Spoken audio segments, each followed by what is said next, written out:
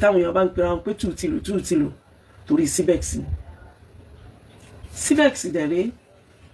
wọ́n ti so win their heart everybody débi pé wọ́n ti ṣe series of seminar ní Nigeria wọ́n ní series of offices ní Nigeria wọ́n ní series of representative ní everywhere ní Nigeria eléyìí ń fi àwọn èèyàn lẹ́mìí balẹ̀ pé at least tí ẹ bá fi $1,000 síbẹ̀ lápéjúwe nígbà tí ó bá tó a month 1,000 yóò ti di $2,000 bẹ́ẹ̀ lọ ó ní àwọn èèyàn fi owó síbẹ̀ tá a fi rí ẹni tó ní $150,000 níbẹ̀ ẹlòmíì ní $100,000 níbẹ̀ bí kálukú ṣe lówó mẹ́ẹ̀káàkiri nìyẹn even ẹlòmíì bá tiẹ̀ débi pé ọjọ́ tó ti bẹ̀rẹ̀ ó ní ò ti gba owó ń bẹ̀ tó ti rò pé ńgbà tó yẹ bá accumulate dáadáa òun kàn gba owó yẹn òun á lè dá sí orí business kan gírí àmọ́ nínú sí Ọlọ́run ọmọnìyàn ń gbèrò Ọlọ́run náà gbèrò tiẹ̀ irú ẹnìkankan ò sì ní ṣe yàtọ̀ sí tọ́lọ́run olówó wa ọba tó jẹ́ pé òun náà ló dá wa òun náà lérò rẹ̀ ó ṣe lórí ìsẹ̀mí ẹnìkọ̀ọ̀kan wa so látara bẹ́ẹ̀ mo ń fi àsìkò yìí mo fi ń rọ gbogbo ẹ̀yin èèyàn tọ́rọ̀ kàn wípé Ọlọ́run lọ́ba tó ní gbogbo nǹkan nísìnyí wọ́n ti kó owó lọ wọ́n ti kó billions of dollars a lè pè ní náírà o because iye èèyàn tó wà bẹ́ẹ̀ Nàìjíríà lásán ṣé wọ́n mọ̀ súnmọ́ bí 50,000 people everywhere àwọn state kan tiẹ̀ wọ́n Nàìjíríà yìí bíi Port Harcourt bíi àwọn Ebonyi state àwọn ilẹ̀ Igbo the way bí party kọ̀ọ̀kan ṣe fẹ́ owó tó ní Nàìjíríà wọ́n náà ṣe invest sótó sórí CBEX bí wọ́n ṣe nífẹ̀ẹ́ owó tó ní Nàìjíríà wọ́n náà ṣe invest tó síbẹ̀ ẹ wá máa wo Ọlọ́run níbi some days back bóyá bíi 5 days 6 days ago 5 days ago 4 days ago and 3 days ago wọ́n náà had dollars máa account ẹnì kọ̀ọ̀kan débi pé everybody lára ẹ̀ ti bù máa sọ tí kálukú ti wò pé CBEX is the best mama invest ní ṣá because nínú ṣẹṣin Ọlọ́run wọ́n ti sọ ọ̀pọ̀lọpọ̀ ẹlòmíì dolóríire o àti rí àwọn èèyàn tí wọ́n ti withdraw 100,000 naira and 100 million naira ẹlòmíì ti withdraw 80 million naira ẹlòmíì ti withdraw 200 million naira gbogbo ń tà ń sọ yìí kò affect owó tí yẹn fi invest nígbà tó yẹn bá di ×2 wọn làwọn èèyàn ń gba èyí tó lé wọn á fi ìtàn fi invest wọn á filẹ̀ sínú àkáǹtì yẹn máa jẹ́ dollars bó ṣe wà ní CBEX yẹn òun ló wà ní PSEX òun ló wà ní WW tó jẹ́ pé nísìn the new system tó ń ṣe ó ní pé fúnra ara wọn náà ń trade lápèjúwe àwọn PSEX ẹ rántí pé Dubai làwọn ti wá fúnra wọn náà ń trade láti bí 4 days àwọn CBEX àwọn ti ń trade fúnra wọn ti pẹ́ lẹ́yìn kéèyàn tan Telegram tó bá ti lè họ́ọ̀lù Telegram ó ti bọ́ sínú ẹ̀ nìyẹn wàá kàn sáré tí dọ́là rẹ̀ máa dúgbọ́n ni wàá wo bẹ̀ báyìí ó ní wàá rí pé owó rẹ̀ ti lé at least lójúmọ́ ẹlòmíì realize 1 million ní ojúmọ́ ẹlòmíì realize 5 million 10 million per day ó depend lórí investment ẹnì kọ̀ọ̀kan òun ló sọ iye dollars tí ẹnì kọ̀ọ̀kan rí ní ibi àwọn networking wọ̀nyí ṣùgbọ́n bí gbogbo kíní ṣe wá tó yìí gbogbo àwọn tá invest ǹjẹ́ a rí ẹni tá bá invest that is the problem is the area of àwọn mushkilat àbí ká sọ pé mashakil tó rọ̀ mọ́ ẹni tí a jọ ń ṣe business sẹ́mi pẹ̀lú rẹ̀ rírí láwọn àsìkò kan wọ́n sọ pé ká ẹ bá Lara sọ̀rọ̀ who is Lara ta ni Lara ṣé wọ́n mọ lọ́ra ṣé mi mọ lọ́ra ìyẹn nínú CBEX o nígbà tó yá wọ́n ní pé we need to change the method of trading pé it's compulsory for CBEX to change ẹ̀dẹ̀ má bínú the method of trading báwo náà ṣe change ẹ̀ wọ́n ní every one of the people tó ń ṣe investment tó ń trade kó má trade fún ẹ̀ mọ́ wípé ẹ̀ tó bá máa trade fún wa òun náà ni robot òun ni baby ló máa trade baby ló máa add more your dollars on your account ẹjọ́ nísìn nínú ìṣe Ọlọ́run Olúwa ti wá ní kí CBEX ó lana débi pẹ́lómi ti fall sick torí pé tó bá wọnú Telegram nígbà míì wàá máa rí $150,000 $200,000 $100,000 ò tiẹ̀ wínrìn láwàá pé àwọn owó kéékèèké bíi $60,000 bíi $50,000 bíi $40,000 $30,000 àwọn èèyàn owó kéékèèké ni wọn àwọn èèyàn wá lọ jàrá àwọn èèyàn lọ jàrá you know everybody want to pay now if anybody call millionaire I will answer the people or the person calling me the millionaire. I'm one of the millionaires because nígbà tó bá ń wo the equivalent of your money tó wò rẹ equivalent sí around 250,000 50 million 500 million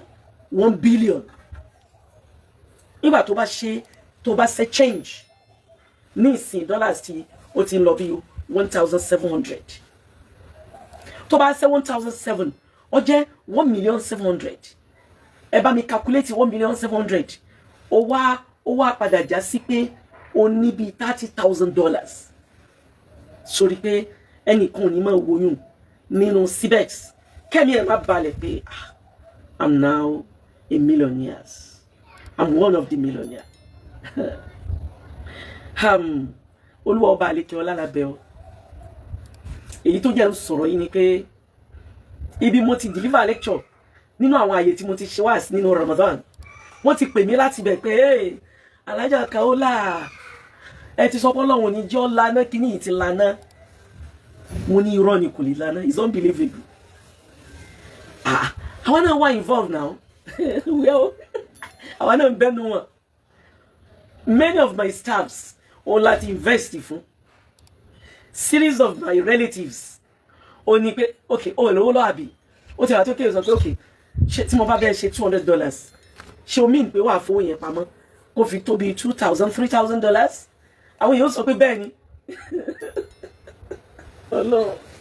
ọ̀rọ̀ burúkú tó ń ti láfta àwọn ilé ìbọnà mọ́ ya Zaljalal ẹ̀rí inú sí Ọlọ́run ni kò sí nǹkan kan láyé tó ṣe fọkàn sí ibi mo ń lọ gan yẹn nǹkan kan nínú ayé tọmọ nìyẹn lè gbẹ́mí sí òsì kò sí o àfi téèyàn bá ń tara ẹ̀jẹ̀ lóko kíní yìí fi wá láyà balẹ̀ to the highest order. Oh, do you get my point? Ó fún wa ní nínú estate mi bí mo ní engineer kan bí engineer ló máa ń bá mi kọ́ gbogbo ilé mi níbí engineer ni Alhaja Kaola mo ní now ó ní this is a business, this is a networking, but before let me tell you something. I want to win my lecture ṣe àwọn my analysis wọ́n explain wọ́n sọ fún ẹ ọ̀nà tí àyàrí ó gbà balẹ̀ tán yányán in fact wọ́n sọ fún ọ débi pé tó bá ní ó fẹ́ ta property rẹ ó fẹ́ ta lé wọ́n fún go ahead go and sell it, we realize the triple of the money. What do you mean? I don't whine me. Are you whining me? You've already. Yes, I saw on the calabato to bagro. Yes, the toll. Yes, the toll. I saw on the can. On the batty pay on the can la ligbe mi le tẹ́mi ẹ nílé balẹ̀ asóhun nìkan ni asóhun sẹ́lómi wàláhì tàlá bí àwọn èèyàn ṣe invest tó ẹnu ọ̀sẹ̀ tí investment lana yìí ó ní mo mọ iye àwọn èèyàn nínú estate mi tó wà nínú CBEX tí wọ́n tún wà nínú PSEX tó tún wà nínú www.coin ṣẹwárí ti CBEX tó lù wá ti ní kórí bó ṣe rí all that networking kò sẹ́nìkan tó fẹ̀mí balẹ̀ sí mọ́ ẹ̀tún wá jẹ́ tó sọ inú umra Ramadan tá a ṣe tán tá a dé yìí ọjọ́ kan mo bá ṣe tán ní Beit Latik mo bá ya inú hòtẹ́ẹ̀lì kan mo rò pé dẹ́ntì ẹ̀ ló wá fi wọn lóòtẹ́ẹ̀lì yìí mo bá jókòó reception wọn bóyá orí fóònù mi tán jọ ẹ̀ ni mo bá rí àwọn student nínú Jamia al-Islami ní Medina nínú Ummul Qura ní Mecca nínú Malki Abdulaziz ní Jeddah ní Malki Fahad ní Riyadh gbogbo wọn náà bá bẹ̀rẹ̀ discussion about CBEX PSEX wcoin kálukú à ń sọ pé Alhaja Kaola àwọn invest o ẹnìkan sọnù wọn pé bí mo ṣe ń bá yín sọ̀rọ̀ lọ́wọ́lọ́wọ́ ẹ̀ $180,000 olówó tí mo ní. I'm into the money. I'm the owner of the money. I have plenty money. The plenty money is with me.